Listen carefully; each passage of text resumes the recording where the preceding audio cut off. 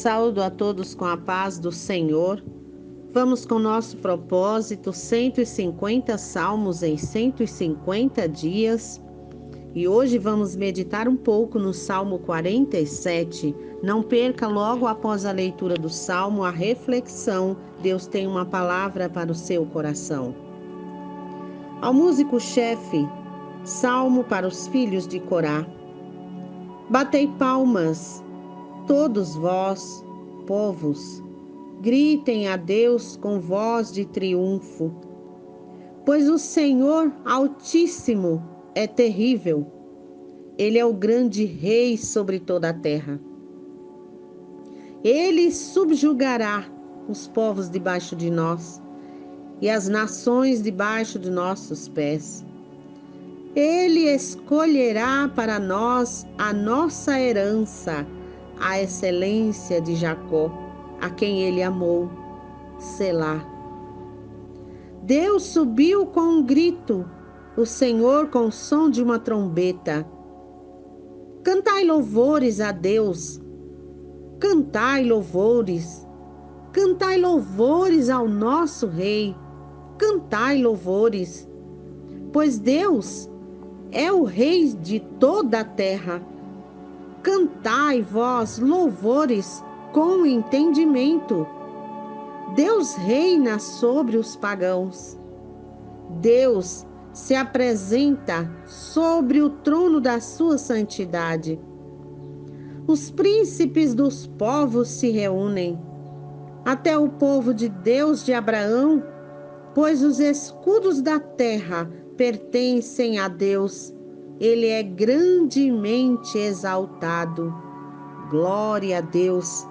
Um salmo maravilhoso. O salmo inteiro, desde o primeiro versículo até o último, comunica a emoção, a alegria, o júbilo, o enaltecimento, o reconhecimento, a honra ao Rei em seu trono de santidade e poder, o Rei dos Reis, o Criador de todas as coisas, o Deus soberano.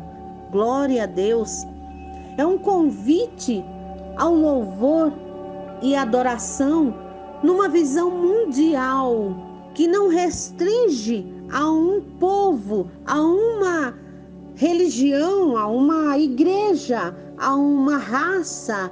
Não, é um convite a todo o povo, a toda a terra, a toda a humanidade para louvar a Deus, para reconhecer a soberania, a grandeza, o poder. Louvado seja Deus. Todo o povo é convidado. Aqui, o Salmo 47, ele é ligado ao Salmo 46, que passamos por ele, ao Salmo anterior, que ele fala que Deus é refúgio, força, fortaleza. Ele está em todo lugar, no meio de toda situação, e ele é que cessa as guerras. E ele termina, o salmista termina o Salmo 46 dizendo: aquietai-vos e sabei que eu sou Deus, serei exaltado entre as nações, né? Serei exaltado sobre a terra, o Senhor dos exércitos, o Deus de Jacó é o nosso refúgio. E ele termina com a pausa, Selá, que é para uma pausa para reflexão. Então o Salmo 46 já diz que não devemos ter medo de nada, porque ele está conosco em toda situação e ele é que governa tudo e todos, porque ele está no controle de tudo. E aí continua agora chamando para exaltar, para celebrar com cântico, com júbilo, com alegria a esse Deus Criador soberano. Esse salmo é um salmo profético também, porque ele apresenta o Messias como governador de Israel e dos gentios. Como eu gosto de entender as palavras, vamos ver um pouco o que é gentil. Na época, o gentil era considerado aquele que não era hebreu, porque os hebreus são os judeus, aqueles que passassem deles seriam considerados gentis. Mas também, de acordo com o dicionário, pagão é aquele que não era soldado, que não era parte da milícia lá, dos que, né, protegiam o rei, lutavam, obedeciam às ordens, ou seja, ele não era soldado, então o resto do povo era considerado gentil. Mas também na Bíblia a gente vê que gentis são pagãos, né? E o que são os pagãos, né? Pagãos, eles são pessoas que eram consideradas nações que eram politeístas. Eles tinham para si muitos deuses, né? A gente conhece aí algumas histórias de uns que adoravam Baal, Mamon, que eram o deus do dinheiro, o deus da não sei do que. Cada um deus era para uma coisa. E na época de Baal, a gente vê lá no tempo de Elias, né, lá no livro dos reis, que eles faziam os cultos a Baal cheios de prostituição, sacrifício humano. Eles matavam crianças para oferecer aos deuses, né? Então esses são os pagãos. Então aqui esse salmo apresenta o Messias como governador geral, tanto do povo de Israel como dos gentis, dos pagãos. Por quê? Jesus, ele traz a possibilidade de qualquer pessoa voltar-se ao Deus Supremo. A gente vê o sacrifício lá que foi feito por Elias, quando ele chamou os profetas de Baal, eram 450, e ele sozinho para clamar ao Deus do céu. Os outros chamavam Baal, clamavam, se retalhavam, fizeram tanta coisa e Baal não respondeu. Mas quando Elias, o servo do Deus vivo, orou, Deus mandou fogo do céu e consumiu o holocausto todo encharcado de água, né?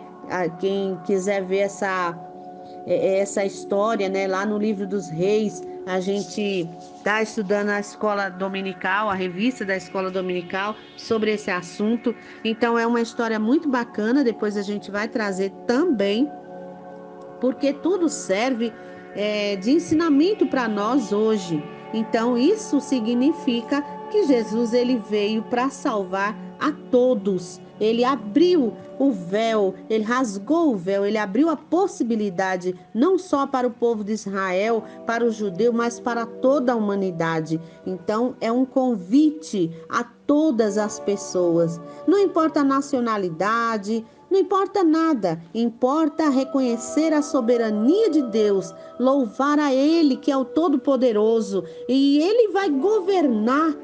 O governo dele, ele já governa, mas será um reino estabelecido através de Jesus. Quem sabe aí a história de Jesus, do cristianismo, né? A gente espera que ele venha nos buscar e que ele vai reinar. Toda essa humanidade será reinada por ele, né? Tudo vai passar. Então, é um convite. Então, chama ao entusiasmo, à alegria para adorar e celebrar. Mas como já foi dito no Salmo 46, não importa a situação, importa saber a quem servimos, saber debaixo de que mão estamos. Aí ele começa: batei palmas, todos vós povos, gritem a Deus com voz de triunfo. Em outra tradução diz voz de júbilo. E o que significa gritar aqui? Celebrar, porque em outras traduções diz: celebrai a Deus com júbilo, com voz de júbilo, voz de contentamento, voz de reconhecimento. O que é triunfo? Triunfo é cantai com voz de triunfo, né? Celebrar com voz de triunfo é quando você vem de um soldado, um exército que vem de uma batalha e venceram uma guerra. Eles vêm cantando, todos despedaçados, sujos, cansados, mas eles vêm cantando com a alegria, o contentamento de ter vencido aquela batalha, aquela guerra. É um cântico de vitória.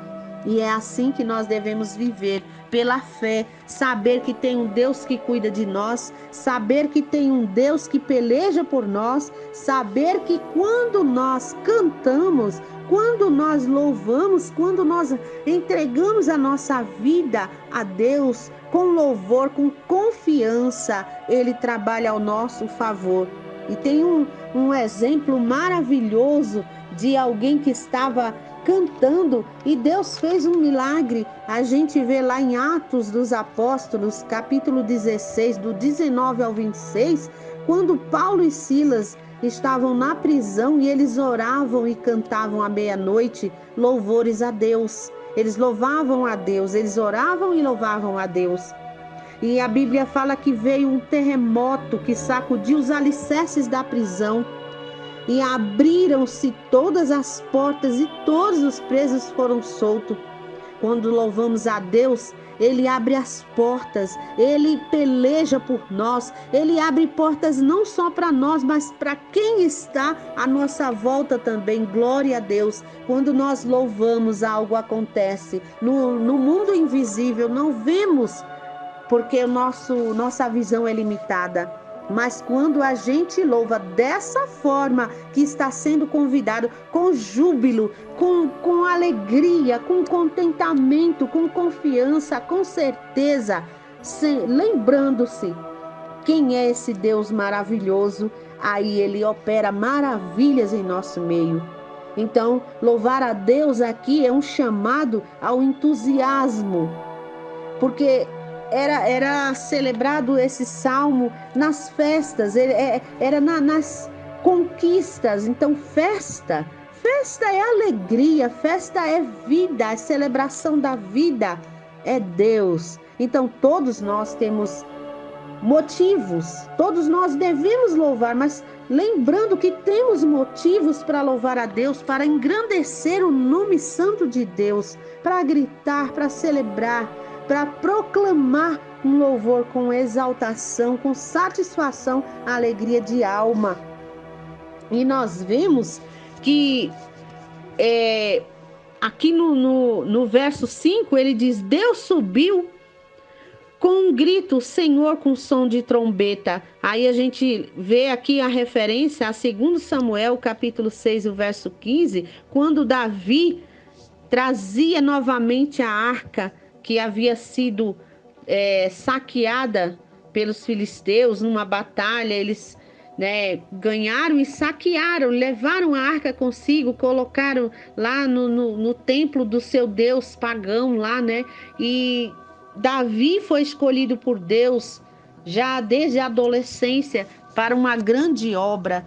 Deus, ele tem uma grande obra na vida de cada um de nós. Às vezes nem imaginamos o porquê, mas que bela missão foi entregue a Davi: recuperar a arca do Senhor, o concerto, a arca da aliança, algo tão precioso que simbolizava a presença de Deus naquela época. E nós temos também uma missão: resgatar a presença de Deus, tanto para nós mesmos sentirmos, como para proclamar àqueles que estão à nossa volta o quão maravilhoso é servir ao Deus dos deuses, celebrar a Deus, mostrar esse contentamento, essa diferença de quem serve a Deus e quem não serve.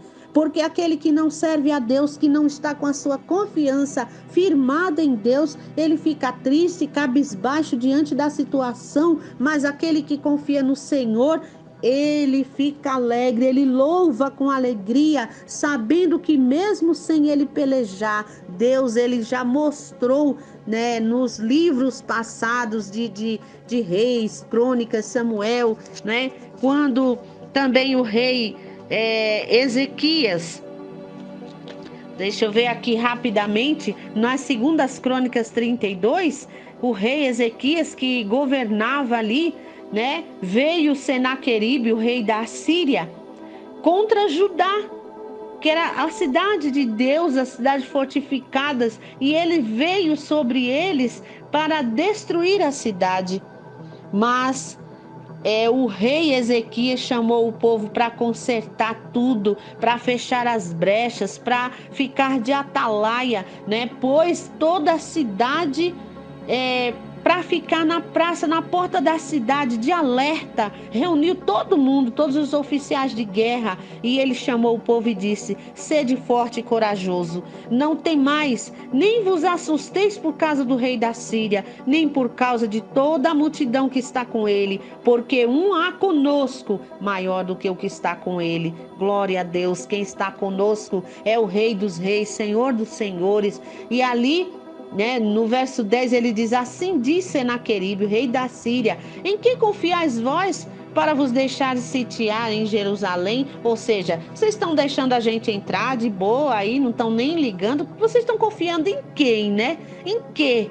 E aí, no verso 22, diz: assim livrou o Senhor a Ezequias e aos moradores de Jerusalém das mãos de Senaqueribe, rei da Síria, e das mãos de todos os inimigos, e lhe deu a paz por todos os lados. Louvado seja Deus. E diz que muitos traziam presentes a Jerusalém e ao Senhor coisas preciosas. Quando nós levamos o nosso pensamento, a nossa alegria diante do Senhor com júbilo, com celebração, nós estamos ofertando ao Senhor presentes. Nos dias de hoje a gente não sai levando ouro, prata, coisas ao templo para ofertar a Deus, mas ofertamos porque lá em Romanos 12 diz que nós é que somos hoje o sacrifício vivo. E nós vemos no livro aqui de Coríntios, 1 aos Coríntios, capítulo 14 e 15, que fareis, pois?